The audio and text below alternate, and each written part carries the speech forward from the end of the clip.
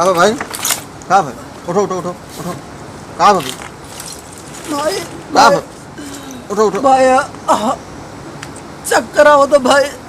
चक्कर आवत है? भाई चक्कर आवत भाई। हमारी तबीयत खराब बा भाई। हमसे ही काम ना हुआ भाई।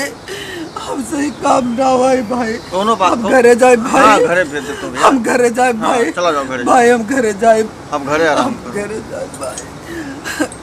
भाई हमके माई याद आवत बाड़न, बाबूजी याद आवत बाड़न भाई।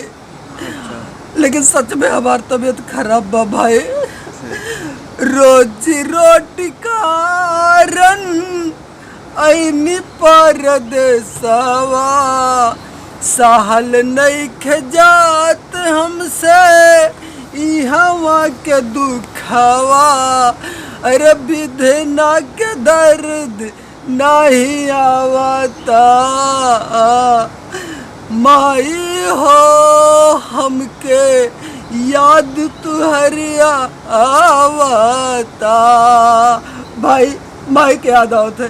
बाबूजी हो हमके याद तुहरिया आवता। घर परिवार गाँव गढ़ी याद आवेला, दोस्त बनल फोन सब हाल सुनावेला। कुह के करेज नैना नीर बहावता, माई हो हमके याद तुहरिया आवता। बाबूजी हो हमके याद तुहरिया आवता, माई हो हमके याद तुहरिया आवता। भाई हमके माई याद आवत बड़ी, घर परिवार याद आवता भाई। हमरे चक्कर आवता भाई।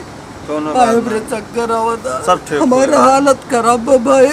हमसे ही काम ना हुआ है।